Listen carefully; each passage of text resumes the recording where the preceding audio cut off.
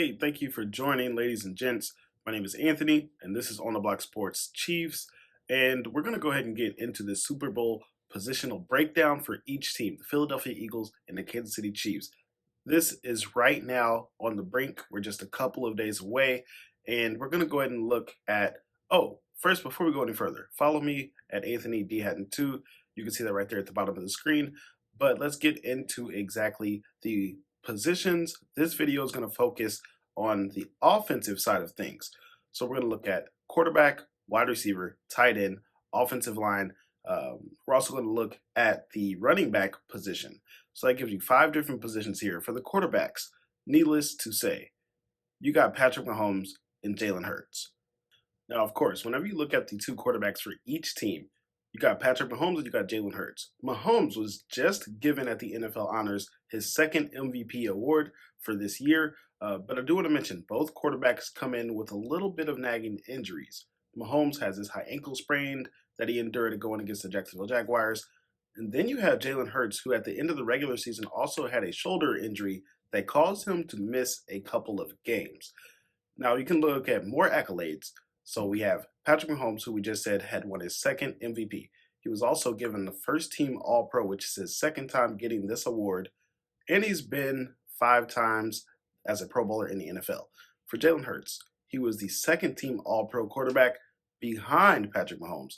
And he was also given a Pro Bowl award for this year. And he definitely earned it.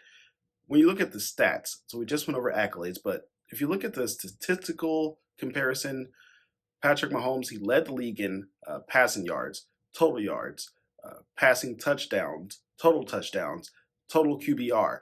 There was just so many things that Patrick Mahomes did to keep him at number 1 at the quarterback position. So if you want to go a little bit further into that, because I know a lot of people say, Jalen Hurts, he runs the ball. Patrick Mahomes does not really use his legs. Patrick Mahomes is mobile. And Jalen Hurts, of course, he runs the ball. He is part of the offense in Philly that actually calls plays for the quarterback to run the football. So if you're looking at the 2 in their quarterback stats, just comparing them head to head, Patrick Mahomes, 67% completion percentage. Jalen Hurts, 66. 5,250 passing yards for Mahomes, whereas Jalen Hurts had just a little over 3,700 passing yards. When you look at both quarterbacks and what they actually totaled, Patrick Mahomes broke the all-time record in total yards amassed. He had 5,614 total yards, and he also had 45 touchdowns. Jalen Hurts, on the other hand, he had over 1,000 yards less. Now, he did miss a couple of games, but he only had 4,461 total yards between passing and rushing. And then he only had 35 touchdowns, which is a difference of 10. He had 10 fewer touchdowns than what Patrick Mahomes had and over 1,000 yards less in total yardage. With that being said, we're going to go ahead and give the quarterback nod to Kansas City. Let's move this on to wide receivers. Kansas City is battling injuries at their wide receiver position. We know McCall Hardman. He's going to be out with his pelvic injury. It's been giving him issues. He missed a ton the second half of the season, but Kadarius Toney was also limited with his ankle. Juju Smith-Schuster, he was limited with his knee. They both practiced, so I'm expecting them both to be active for the Super Bowl. With that being said, if you look at their top wide receiver option, Juju Smith-Schuster, he came through with 78 receptions, 933 yards, and 3 touchdowns. That's very solid, but that definitely stands out. The next best wide receivers who produced the most for the Chiefs were Marquez Valdes-Scantling, Justin Watson, McCall Hardman, of course, and then you also had Kadarius Toney, who was acquired midway through the season, and Sky Moore, who was a second-round pick that didn't quite live up to that hype. And then when you look at Philadelphia and their wide receivers, they have A.J. Brown and Devontae Smith. Both of those wide receivers would be number 1s on Kansas City. A.J. Brown, for example, he had 88 receptions, which was a career high. He also had 1,496 receiving yards, which was a career high. He had 11 touchdowns. Devontae Smith, 95 receptions. He actually led the team, even though he wasn't given any awards. He had 1,196 receiving yards and 7 touchdowns. Both of those players produced more than what Juju did for the Chiefs. A.J. Brown, he was given second team All-Pro honors, and he also made the Pro Bowl. And just off of the sheer fact that they have two number one wide receivers, and the Chiefs really don't have one, the wide receiver nod is going to go to Philly. Let's transition that to the tight end position. This might be the easiest one to evaluate. When you do it side by side, here you have Dallas Goedert with 55 receptions, 702 yards, and 3 touchdowns. He did only play in 12 games as he was battling injuries throughout the season. Now, when you compare that to Travis Kelsey, who may be the best tight end ever, he definitely has a case. Without a doubt, he is the number one tight end in playoff history. If you look at the numbers, Travis Kelsey had 110 receptions, 1,338 yards with 12 touchdowns. If you just look at the stats, of course you're going to say Travis Kelsey. Let's go ahead and just for the sake of it, put in the accolades. He was first team All Pro, which is his fourth time receiving this honor, 8-time Pro Bowler, which is 8 consecutive seasons, and he put up a 7th consecutive season of over 1,000 receiving yards.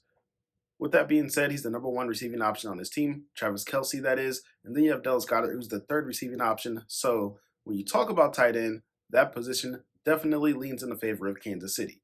Let's go ahead and look at the offensive lines. The offensive line was a very close comparison. For Kansas City, they have a really good interior offensive line. And then Orlando Brown Jr. over on the left tackle spot, he has played much better than he was at the beginning of the season. Philadelphia, on the other hand, they do a really good job with pass blocking. They do a really good job in run blocking as well. And they have 2 first team All Pros on their offensive line. The left tackle position, as I mentioned, Orlando Brown, he has now been to 4 Pro Bowls. Whereas for the Eagles, they have Jordan Mailata, who has been traded 3 times, and he's young, so he definitely has a bright future. But he doesn't really have any accolades, and he doesn't have anything to say that he's better than Orlando Brown Jr. When you talk about the left guard position, Joe Tooney for the Chiefs, and then you also have Landon Dickerson for the Eagles.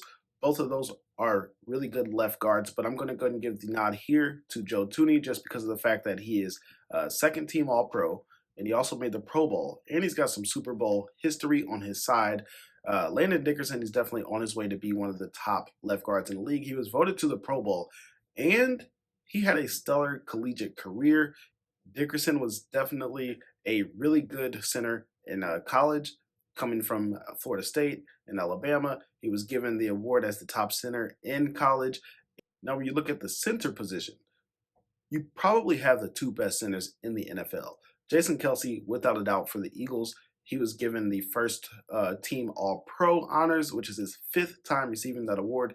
Now, Creed Humphrey, he was second team All Pro. He's only 23 years of age, and he was also a Pro Bowler. Jason Kelsey is 35 years old, whereas Creed Humphrey, he is 23. As I mentioned before, you have the 2 best centers in the NFL, but because he's been there, done that, we're going to go ahead and give that center position a big star for the Eagles. For the Chiefs, we're going to go ahead and say they have a better right guard than what the Eagles do. Trey Smith, he is a little bit better than what Isaiah Sumalo is. I'm probably saying his name a little bit incorrectly, but Trey Smith is 23.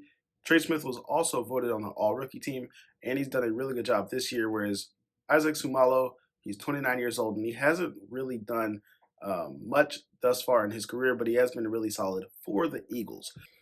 At right tackle, this may be the biggest disparity when you look at the right tackle position along the offensive line. Lane Johnson for the Eagles, he was voted first team All Pro, which is his 2nd time. He was also given Pro Bowl honors, which is his 4th time doing so.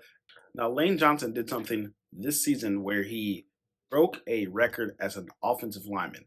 That can be good, it can be bad, but in this case, it's extremely great. He had 26 consecutive games where he did not allow a sack. That is an NFL record. So Lane Johnson, he's definitely going to get the edge there at right tackle. And overall, for the offensive lines, we're going to say the Philadelphia Eagles, they have a better offensive line just because of the fact that they're solid in both run blocking, pass blocking, and they have 2 guys who are first team All Pro, whereas the Chiefs, they had a couple guys who were second team All Pro. So overall, Philadelphia Eagles, they get the nod here.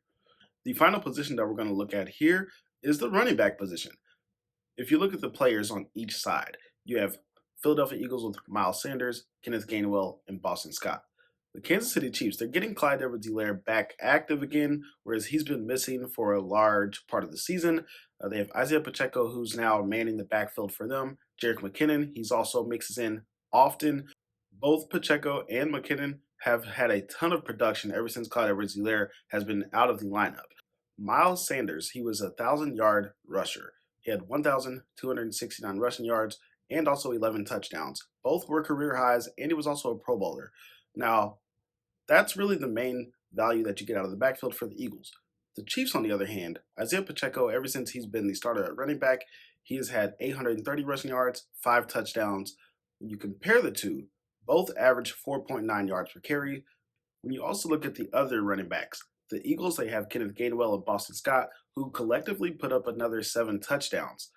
Jerick McKinnon for the Chiefs, on the other hand, he has been a receiving threat. 56 receptions with over 500 receiving yards and 9 touchdowns. As far as that goes, you're definitely going to say the Chiefs have a better receiving backfield than what the Eagles do. When you compare that to the receiving stats for the Eagles, their running backs, I think 20 receptions was for Miles Sanders and then 23 receptions for Kenneth Gainwell. Not bad, but also they don't compare collectively to even what Jerick McKinnon was for the Chiefs. But if you look at the total output from the running back position, that includes rushing and receiving yards along with touchdowns. Kansas City, they have 2,216 total yards, whereas the Eagles only had 1,988 total yards from their running backs. The Chiefs also had 21 touchdowns, whereas the Eagles only had 18.